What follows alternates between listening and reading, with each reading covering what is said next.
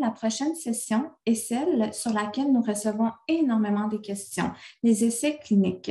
Donc, Catherine Vessier, elle est gestionnaire de projet sensibilisation recherche clinique chez Kikro.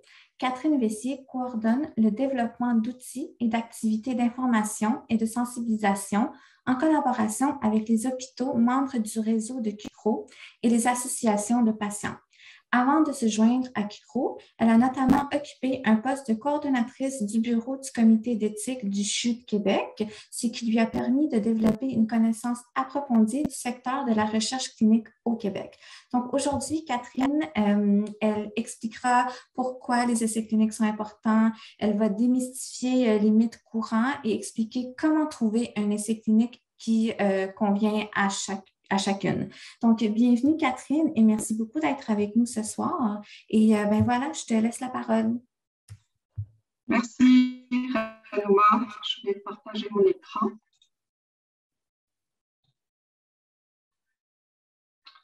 Voilà, donc normalement, je pense que vous êtes en mesure de voir la même chose que moi actuellement. Donc, bonjour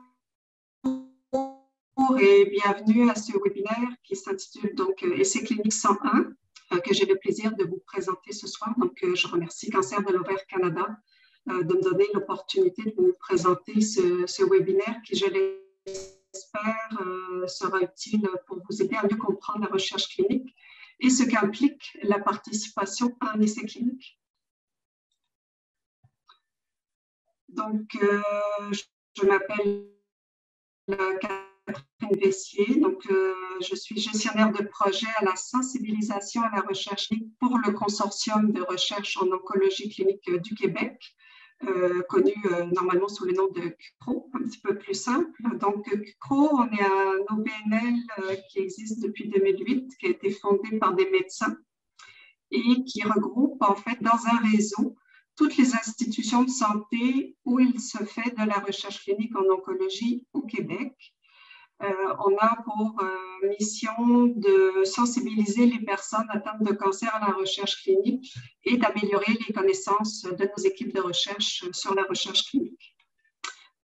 Alors, aujourd'hui, en fait, le plan va se décliner comme suit. Donc, on va brièvement décrire ce qu'est un essai clinique, comment ces essais se déroulent, qui peut y participer et finalement où trouver de l'information sur les essais cliniques. Donc en fait, au cours des dernières décennies, on a quand même pu noter une amélioration globale de la survie des patients ayant reçu un diagnostic de cancer. Ces progrès ils ont pu être réalisés grâce à une meilleure compréhension de la maladie. On vient de le voir avec Dr Mess-Masson, il y a beaucoup de programmes de recherche qui sont en cours. Donc, on veut obtenir des meilleures méthodes de dépistage et de nouvelles thérapies pour améliorer ce taux de survie. Donc, c'est la recherche, incluant la recherche clinique, qui permet ces progrès. Alors, pour commencer, j'aime bien cette définition de ce qu'est un essai clinique. On parle d'une étude qui est menée par un médecin-chercheur en collaboration avec des patients pour évaluer un traitement expérimental ou une nouvelle technique médicale. Et l'objectif, donc, c'est toujours de trouver de meilleurs traitements que ceux qui sont disponibles actuellement. Donc, on veut aller de l'avant grâce à la recherche.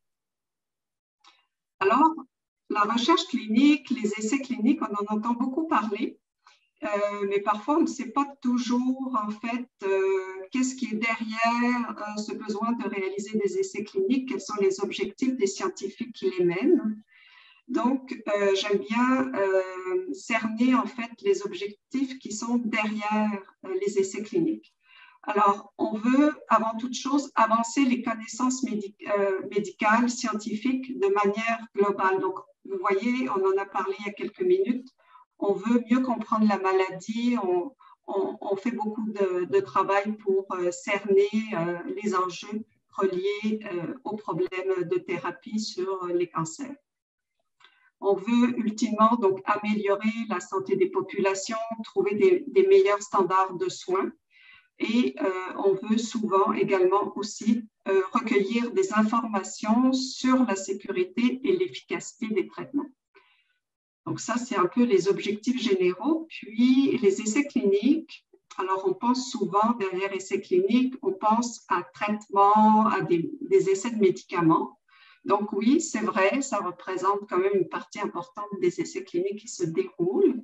Mais en fait, des essais cliniques, ça peut être pour mieux prévenir la maladie, mieux la diagnostiquer. Donc là, on est déjà en amont de la maladie elle-même. Ensuite, on peut vouloir donc mieux la traiter, donc développer de nouveaux traitements, ou ça peut être également contrôler des symptômes reliés à de la médication durant des plans de traitement. Donc, vous voyez, c'est très large. Et il y a différentes opportunités de participation et d'engagement au niveau du parcours de soins d'une patiente en cancer de l'ovaire ou en cancérologie en général. Alors, les essais cliniques, en fait, ils arrivent à un moment dans le développement du médicament un peu au centre. Donc, on le voit bien là sur ma diapositive. Ça va prendre avant les essais cliniques, donc des recherches en laboratoire, ça va prendre donc des recherches précliniques chez les animaux de laboratoire. On a vu tout à l'heure des souris qui peuvent être utilisées, différents modèles animaux. Et quand on commence à trouver des choses intéressantes, des molécules, des produits qui semblent donner des signaux d'activité intéressants, à ce moment-là, il faut passer donc chez l'humain. Donc, les essais cliniques, c'est la poursuite de la recherche chez l'humain. Donc, on veut, au travers de ces étapes d'essais cliniques, globalement, donc, définir les profils d'activité, donc d'efficacité et de sécurité des médicaments ou des techniques médicales qui sont développées. Une fois que tout ça s'est complété, on va prendre les informations récoltées, puis on va les soumettre à Santé Canada. Donc, comme pour les vaccins pour la COVID, on en a beaucoup entendu parler. Donc, c'est le même principe. Après, il faut obtenir une autorisation donc, de ce traitement auprès de l'autorité réglementaire au Canada, qui est Santé Canada. Et si Santé Canada évalue que c'est probant, que ça donne les résultats nécessaires en termes de sécurité et d'efficacité, le produit peut être mis sur le marché et devient disponible donc dans les soins standards que vous pourrez recevoir à l'hôpital. Alors, je ne vais pas trop m'étendre sur les phases d'essais cliniques, mais c'est quand même un peu important d'en parler parce que c'est une information qu'on retrouve souvent dans les registres d'essais cliniques. Donc, en fait, les essais cliniques, ça se découpe en différentes phases. Donc, de la phase 1 à la phase 3, ce sont les phases qui vont permettre d'étudier étape par étape la sécurité et l'efficacité des traitements. Et à mesure que l'on progresse dans cette évaluation, on va engager de plus en plus de participants, de participantes donc, dans ces essais. Donc, on voit dans la photographie là, qui est à l'écran que le nombre de participants augmente et l'information qu'on détient aussi d'une phase à l'autre évolue. Il peut y avoir également des phases 4 où là, en fait, c'est plus un suivi à long terme sur le médicament qui va être effectué auprès de patients des soins standards qui reçoivent les traitements. Donc, il faut retenir phase 1, 2, 3, généralement, c'est là qu'on participe aux essais cliniques. Alors, pour participer, évidemment, ça prend des conditions particulières pour pouvoir participer à un essai clinique. Alors, on va parler de critères d'admissibilité et ces critères sont propres à chaque étude. Donc, vous pouvez avoir, par exemple, une proposition pour plusieurs études cliniques, mais les conditions de participation pour pouvoir participer vont être différentes d'une étude à l'autre. Alors, souvent, ce que l'on veut, c'est que le patient ou la patiente ait des reins, un foie, un cœur qui fonctionne bien, être assez en forme généralement pour supporter les traitements qui vont être donnés de chimiothérapie ou d'immunothérapie quand il s'agit de médicaments. Et ensuite, donc, il va y avoir aussi un processus lorsque on vous propose un essai clinique. Donc, souvent, c'est souvent un des médecins ou un chirurgien qui est responsable de vous suivre dans votre parcours de soins. Cette personne-là peut vous présenter donc une opportunité de participation à des essais cliniques qu'il dirige ou un essai clinique d'un de ses collègues. Donc, en fait, on va commencer par avoir un premier contact, on va vous expliquer en fait comment tout ça fonctionne, c'est quoi l'objectif du protocole, pourquoi c'est intéressant pour vous. Donc là, on vous donne l'information et vous devez consentir, signer un formulaire qui dit que vous acceptez de participer et personne ne vous force. C'est vous et vous seul qui prenez cette décision sur la base des informations qui vous sont fournies. Et une fois que vous avez signé, donc vous rentrez dans un processus aussi d'évaluation. Est-ce que vous répondez aux critères d'admissibilité? Donc, on va évaluer souvent, des fois, votre tumeur, vous allez passer des examens médicaux et au final, on va s'assurer que vous répondez bien à tous les critères. Et si oui, donc vous pouvez participer à l'essai. Et dans le cas contraire, malheureusement, vous devez vous retirer. Alors, les deux prochaines diapos, je les aime bien parce qu'elles recoupent en fait beaucoup d'éléments que j'entends lorsque je parle avec des patients dans mon quotidien. Alors, je me suis dit, vu que les gens m'en parlent, je vais en parler aussi dans le cadre de mes webinaires. C'est pourquoi, en fait, on voudrait participer à un essai clinique. Alors, les raisons qui me sont souvent données, les gens disent, c'est parce que ça me permet de jouer un rôle actif dans mes traitements, dans mon parcours de soins. J'ai l'impression de moins subir un peu puis d'être proactive à ce moment-là parce que c'est moi qui décide de participer. Pour d'autres, ça va être d'aider les autres en contribuant à la recherche ou bien parce que des fois, malheureusement, il n'y a plus de traitement standard disponible et que l'essai clinique devient une option intéressante dans ce contexte. Alors, à l'inverse, en fait, il y a beaucoup de gens aussi qui sont frileux ou qui refusent de participer, et c'est propre à chacun de prendre ces décisions-là. Alors, souvent, ce qu'on entend, c'est la peur d'être un cobaye. On se dit, oh mon Dieu, on va tester un nouveau traitement, on ne sait pas trop ce que ça va donner, quels sont les effets secondaires, quels sont les risques. Donc, il y a cette crainte. Il peut y avoir aussi la problématique d'un protocole trop contraignant.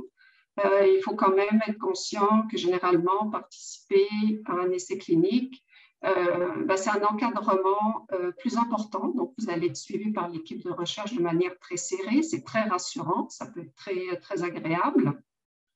Mais c'est aussi exigeant et contraignant parce qu'on peut avoir plus de rendez-vous, plus de tests, plus d'imagerie et donc des rendez-vous plus fréquents à l'hôpital.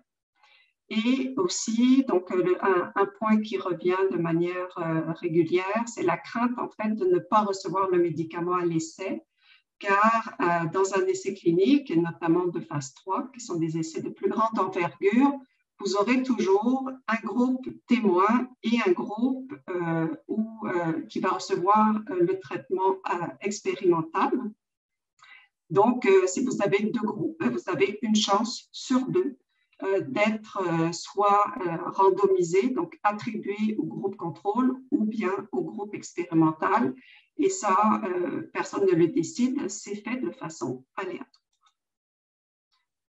Alors, un autre enjeu aussi que j'entends souvent, c'est comment en fait je suis protégée. Donc, la sécurité des participantes, il faut savoir qu'en recherche clinique, c'est la priorité des essais cliniques de s'assurer que la sécurité des participants est assurée.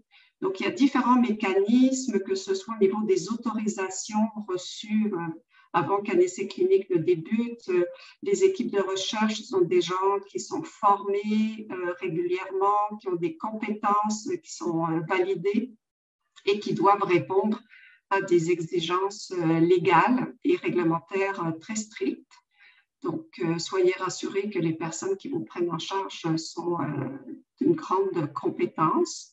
Et finalement, je rappelle que vous devez donc signer ce formulaire d'information et de consentement qui garantit donc que vous recevez l'information et que vous êtes encadré donc dans un contexte légal très défini et vous vous engagez sur cette base.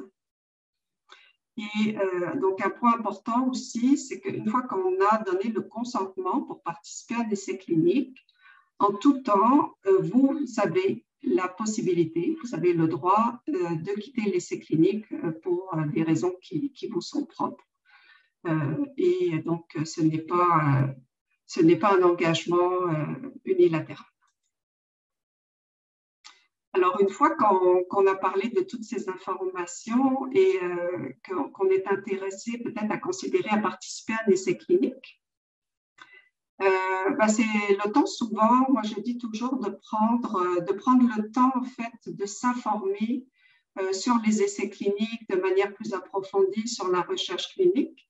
Donc, si c'est votre cas, je vous invite à consulter donc, la section patient de notre site web, donc au site qcro.ca. Et l'autre chose, en fait, entamer une discussion avec le médecin responsable de votre suivi médical. C'est la personne qui connaît le mieux en fait votre parcours de soins et qui est en mesure de vous informer normalement le plus adéquatement possible sur une éventuelle participation à un essai clinique. Alors ensuite, si vous êtes intéressé à participer, que vous êtes informé, que vous voulez savoir en fait où se déroulent les essais cliniques, notamment comme le Dr Mesmasson citait tout à l'heure, on voyait qu'il y avait des essais cliniques au Canada, au Québec. Alors à l'écran, en fait, vous avez les différents sites web disponibles donc sur Internet pour aller identifier des essais cliniques. Donc, en fait, qcro, on a développé depuis 3 ans maintenant un registre en ligne donc, qui regroupe tous les essais cliniques qui se déroulent actuellement au Québec et qui permet donc d'avoir à jour les essais cliniques qui recrutent ou qui vont ouvrir prochainement en cancer de l'ovaire ou autre. On a, depuis 3 semaines, en fait, fait une refonte du site parce que, en fait, au départ, c'est un site qui était beaucoup dédié, en fait, aux professionnels de la santé et qui avait été développé avec eux. Et l'année passée, donc, on a entrepris d'évaluer, en fait, les besoins des patients eux-mêmes. Donc, on a fait un travail assez important avec des patients partenaires qui nous ont permis en fait de créer une nouvelle interface qui est dédiée aux patients. Donc maintenant, quand vous arrivez sur la plateforme, vous avez le choix de choisir si vous êtes un professionnel de la santé ou un patient. Et sur l'interface patient, en fait, vous avez différentes options de recherche. Vous pouvez localiser les cancers de manière plus graphique, directement en cliquant sur le nom ou en rentrant simplement l'information dans une boîte de recherche de type Google ou de moteur de recherche sur Internet. Ça fonctionne exactement de la même façon.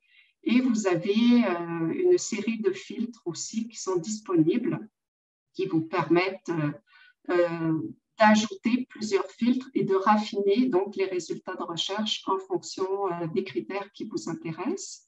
Et vous avez également donc une fiche très détaillée qui vous permet d'avoir une information très structurée au niveau de l'information de l'étude. Et également, vous avez tous les contacts et vous pouvez cliquer directement, avoir un courriel qui est transmis au coordonnateur de recherche si vous désirez le rejoindre. Alors ça, c'est si vous voulez faire la recherche par vous-même, mais on sait que l'information est de nature scientifique, c'est complexe, les essais cliniques sont de plus en plus aussi diversifiés en termes d'infrastructures de type de traitement. Donc, on met à disposition depuis quelques semaines un service qui est offert par la Fondation québécoise du cancer avec la ligne Info Cancer. C'est le service qui est offert par QCRO qui s'appelle OncoPlus et qui vous permet en fait d'entrer en contact avec une infirmière spécialisée en oncologie qui peut, à partir d'un questionnaire qu'elle va vous transmettre, ensuite faire une recherche spécifiquement pour votre situation médicale.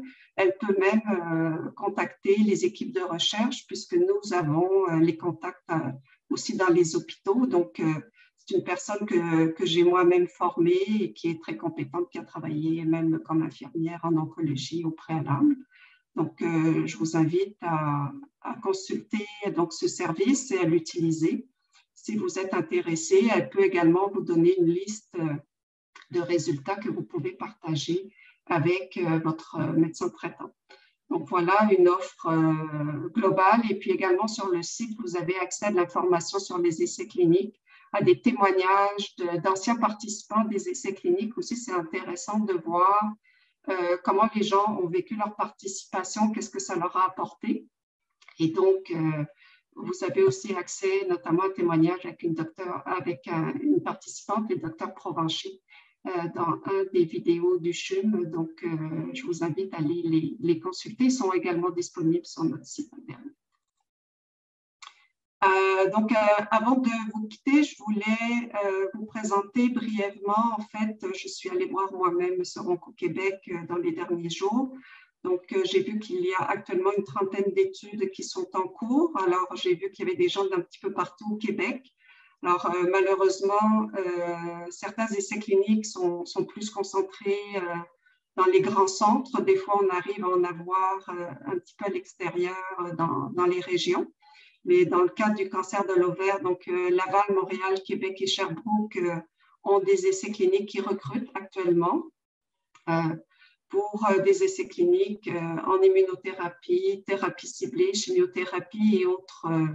Ça peut être également pour d'autres, que ce soit en diagnostic ou en des suivis à long terme. Donc, je vous invite, si vous êtes intéressé, à aller les consulter sur notre site Internet. Alors, j'ai parlé quand même assez longtemps. Alors, je vais juste faire un mini résumé du contenu. Donc, ce qu'il faut retenir aujourd'hui, c'est que les essais cliniques, ça permet de trouver des meilleurs traitements. On en parle depuis le début de cette rencontre. Plusieurs essais cliniques donc, sont disponibles au Québec et se rappeler que les critères d'admissibilité, ils sont nombreux et ils sont propres à chaque étude. Et donc, je vous invite à échanger avec votre médecin traitant si l'intérêt se fait sentir aujourd'hui suite à cette présentation et au forum sur la recherche d'aujourd'hui. Donc, j'espère que cette présentation aura été utile dans votre parcours de soins. Bonne soirée. Merci beaucoup, Catherine, pour cette présentation très instructive. On a quelques questions.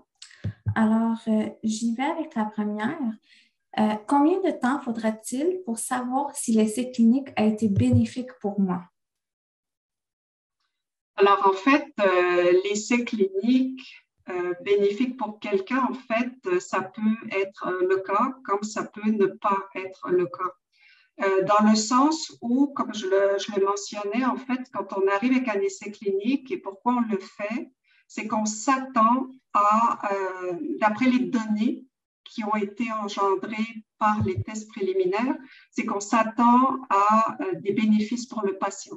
Si on ne s'attendait pas à des bénéfices potentiels pour le patient, cet essai clinique-là ne serait pas autorisé par les comités d'éthique et par Santé Canada. Donc, on s'attend à des bénéfices, mais comme pour un traitement standard, évidemment, il n'y a pas une personne qui va réagir de la même façon, que ce soit pour un traitement standard ou pour un traitement expérimental. Donc oui, en participant, vous pouvez avoir la chance que le traitement soit efficace à différents degrés, comme il peut s'avérer être finalement pas aussi intéressant qu'on l'avait espéré. Et tout ça, c'est bien expliqué au moment du consentement et c'est vraiment important de le mentionner que, en fait, le but de l'essai clinique, c'est de déterminer cette efficacité et jusqu'à quel point il se démarque par rapport au traitement actuel. Et c'est ces informations qu'on va compiler de toutes les participantes à travers le monde qui va permettre ensuite de définir si ce traitement il peut être efficace de manière très générale à une majorité de personnes. Voilà. Merci. On a une autre question. Si mon état de santé commence à s'améliorer durant l'essai clinique, puis-je continuer à recevoir le traitement après la fin de l'essai? Alors, en fait, il peut y avoir différentes situations. Donc, une fois que l'essai clinique est terminé, généralement, ça va prendre souvent un certain nombre d'années avant que ce médicament soit accessible de manière, s'il fonctionne bien, il se peut qu'il soit disponible à la population, mais quelques années plus tard. Donc là, on ne peut pas en bénéficier immédiatement, mais je sais qu'il existe avec les sociétés pharmaceutiques, en fait, des programmes pour avoir accès aux médicaments. Donc, quand c'est le cas, en fait, il faut voir avec l'équipe de recherche et le médecin investigateur les options qui sont disponibles en termes d'accès. Donc, c'est vraiment lui qui va pouvoir faire les démarches avec vous pour essayer d'avoir accès aux médicaments pour la suite. Et c'est des questions que vous pouvez, c'est très important d'en parler au tout début, c'est-à-dire au moment de consentir, de poser les questions et de vous faire expliquer les mécanismes. Si ça fonctionne, c'est quoi les prochaines étapes? Donc, il faut poser ces questions. Merci. Et une dernière question concernant les coûts, sauf l'hébergement et le transport. Est-ce qu'il y a des coûts cachés? Alors, en fait, les coûts pour participer à un essai clinique, en fait, même les coûts de transport et d'hébergement, normalement, c'est pris en charge par le promoteur de l'étude. Je vais donner un exemple. Par exemple, AstraZeneca va faire une étude avec un médicament. Normalement, le promoteur va prendre en charge jusqu'à une concurrence d'un certain montant vos frais de déplacement et d'hébergement. Donc ça, en fait, c'est aussi l'information qu'il faut s'assurer de bien valider avec l'infirmière de recherche au début de l'étude pour, par exemple, si vous êtes en région et que vous devez aller à Montréal ou Québec pour vous faire soigner. Tout ça, normalement, c'est très, très, très bien défini pour le protocole de recherche par le promoteur. Et l'infirmière de recherche va pouvoir vous donner tous les éléments de réponse. Et ça peut être aussi des facteurs, des fois, qui font qu'on accepte ou non. Mais des grosses compagnies pharmaceutiques la prennent en charge sans problème, ces frais-là. Merci beaucoup. Et en fait, ça fait le tour des questions pour ce soir. Donc, merci beaucoup, Catherine, pour cette présentation et d'avoir pris le temps de répondre aux questions des participantes. Alors, pour continuer un peu dans cette même ordre... Merci, bonne soirée. Merci. C'est ça. Alors, pour continuer dans cette même ordre d'idées, Cancer de l'ovaire Canada, on a décidé de développer des outils qui permettront aux personnes atteintes du cancer de l'ovaire de prendre des décisions plus éclairées concernant les soins et de s'assurer qu'elles reçoivent des renseignements pertinents, surtout en ce qui concerne les essais cliniques. Donc, le premier outil, en fait, qu'on a développé est un document, en fait, c'est un point de référence, si on veut, un genre de FAQ que les gens posent souvent comme question. Et en fait, on s'est basé sur l'étude Chaque femme, que vous avez certainement entendu parler là, depuis les derniers mois. Et cette étude, en fait, nous a révélé que la majorité des femmes atteintes du cancer de l'ovaire au Canada se souviennent d'avoir reçu très peu d'informations sur les essais cliniques et qu'un nombre encore plus restreint d'entre elles y ont participé. Alors, ces résultats sont extrêmement importants pour nous car on sait qu'à quel point les essais cliniques peuvent mettre les gens en contact avec des traitements nouveaux et innovants pour le cancer de l'ovaire et qu'il est essentiel, en fait, ces études cliniques sont essentielles pour le progrès de la médecine. Donc, c'est pourquoi on a développé des ressources pour aider à clarifier les mythes et les idées fausses et peu claires qui sont liées aux essais cliniques et qui circulent. Et donc, je vais prendre un moment pour partager mon écran pour vous montrer justement ces outils. Alors, j'y vais. Je partage mon écran ici. Alors, si vous allez sur notre site Internet, alors je vais recommencer du début, notre site Internet ovarescanada.org, vous allez sous l'onglet Recherche, essais cliniques juste ici. Et c'est ici que vous allez retrouver notre foire aux questions. Donc, les notions de base, comment trouver un essai clinique. Si je descends un peu plus bas, juste ici, trouver un essai clinique, décider si un essai clinique vous convient, comment participer à un essai clinique. Et si on descend un peu plus bas ici, ça, c'est l'autre outil qu'on a développé en format PDF où vous pouvez aussi le télécharger sur votre cellulaire. Alors, juste ici, c'est un document que vous pouvez imprimer. En fait, c'est un outil qui va vous servir lors de vos discussions avec votre médecin. Des fois, on est dans le bureau du médecin, on ne sait pas trop quelles questions poser, on ne sait pas comment aborder le sujet. Alors, ça, c'est un outil, un aide-mémoire que vous pouvez amener avec vous pour alimenter vos discussions avec le médecin. Donc, ici, on a les points les plus importants, si on veut, un genre de résumé des essais cliniques, ce qui est important à retenir. Au bas de la page, vous avez les questions que vous pouvez poser qui sont les importantes en fait. Et bien sûr, on a aussi une section où vous pouvez prendre des notes et en fait, indiquer les coordonnées de l'infirmière pivot responsable ou des gens, oups, là, on voit des messages. Et donc, c'est ça, vous pouvez indiquer les coordonnées des personnes responsables. Donc, si vous voulez avoir accès à ce document, je vous invite à visiter notre site Internet et justement, utiliser ce document-là. On l'a vraiment développé pour vous. Donc, voilà. Et sinon, mais tout ça nous amène à notre pause. Alors, nous avons une pause de 15 minutes. Je vous invite à revenir à 19h15 pour la deuxième partie de notre soirée.